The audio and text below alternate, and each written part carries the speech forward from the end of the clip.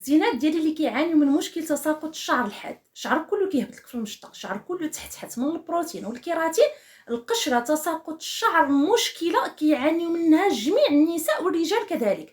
الوصفه اللي غنشاركها معكم اليوم وصفه خطيره في انبات الشعر وكثافته، وميم طون كتهنيكم من الحكه ومن القشره، وفي نفس الوقت كتنبت لكم الشعر طبيعيا تبارك الله، تملأ لكم عفوا الفراغات اللي كيكونوا في امام الراس هنايا بالنسبه للرجال والنساء كذلك اللي كيتساقط لهم الشعر بسبب فقر الدم او مانع الحمل او الهرمونات كذلك.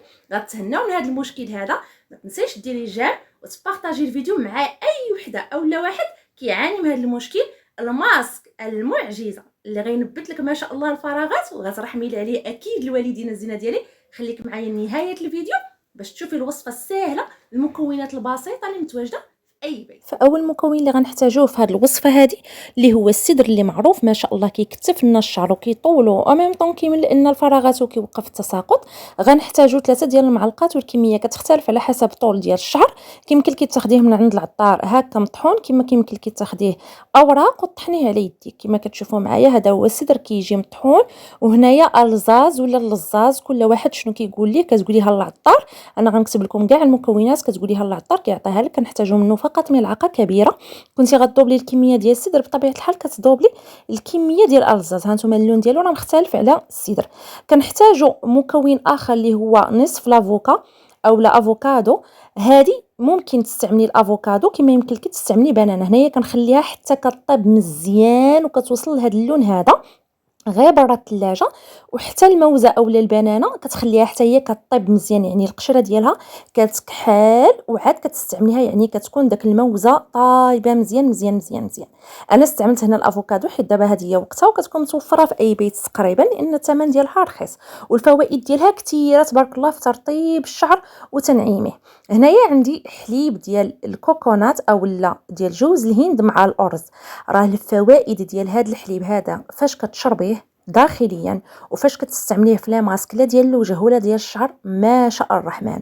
عرفتي الترطيب ما نقول لكمش عليه والاشراقه.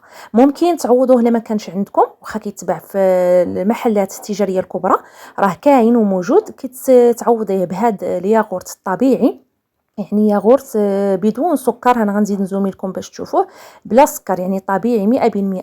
وزيت جوز الهند اللي هو زيت ديال الكوك. من الافضل تاخذوا نوعيه جيده ديال زيت الكوك، هذه دائما كنصح بها الزينه ديالي.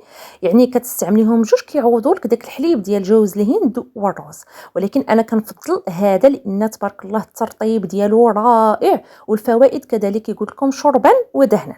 هنايا كنستعمل واحد الكميه قليله في الاول، وكنرش اي زيت ديال تساقط الشعر. هذا زيت تساقط الشعر ديالي ديال الصحراويه ما شاء الرحمن اللي كياخذوا من عندي كيرحم لي عليه الوالدين. فيه عده زيوت اللي ما شاء الرحمن كتنبت الفراغات وفي نفس الوقت كتقوي لنا الزغبه. هنايا كنستعمل قطرات، كيمكن لكم تعوضوه باي زيت عندكم، ممكن زيت الزيتون، ممكن زيت اللوز، ممكن زيت جوز الهند، اي نوعيه زيت. علاش كنضيف الزيت؟ لان السدر شي شويه كينشف لنا الزغبه، يعني كنضيف له داك الزيت هذاك اللي كيخلي لنا الزغبه مطلوقه ورطيبه. واخا درت حليب جوز الهند ضروري ندير الزيت باش كنستنفع يعني من المكونات كاملين في الفروه ديال الراس ديالي، وفي نفس الوقت كتعطيني واحد النتيجه اللي زوينه بزاف. هنايا كنبقى نزيد الحليب تدريجيا باش ما يجينيش الخليط يعني جاري او لا سائل بزاف، يعني انا خصني يكون الخليط عاقد. هانتوما غتشوفوا مع الطحين انا كنميكسي داك المكونات، والمكونات لزجه يعني تبارك الله. كي كنقولوا حنايا بالدارجه ديالنا مخننه، يعني تبارك الله. غادي تعرفي ان الماسك غادي يهبط لك شعرك زبده، غيهبطوا لك حرير ما شاء الرحمن بحال اللي راكي دايره كيراتين طبيعي. وكاع البنات كيقول لكم اللي دايرين الكيراتين واللي دايرين البروتين، هذا الماسك هذا كنصحهم به مره في الاسبوع. غترحموا لي عليه الوالدين. شوفوا تبارك الله لا تكستور ديالو كي دايره، كتبداي تجبديه على شكل ترطيبه او على شكل ماسك للشعر ديالك كامل، وكديري له سلوفان كتخليه ساعه فقط او لا ساعه ونص او ماكسيموم وكتغسلي. والنتيجه ما شاء الرحمن راه كتبان لك من الاستعمال الاول. هذا ماسك مجرب مع المتابعات ديالي اللهم بارك، واللي جرباتو كترحم لي عليه الوالدين. وقلت ارا نشاركو مع الناس ديال اليوتيوب. مرحبا والف مرحبا. ما تنسونيش من اللايكات باش تشجعوني، لانني مده طويله هذه ما بنت عندكم في اليوتيوب. ولكن تحت الطلب ديالكم غنبقى نحط لكم لي ماسك وكاع الوصفات اللي غتحتاجوها، وبصحه وراحه زينه ديالي بالنفع.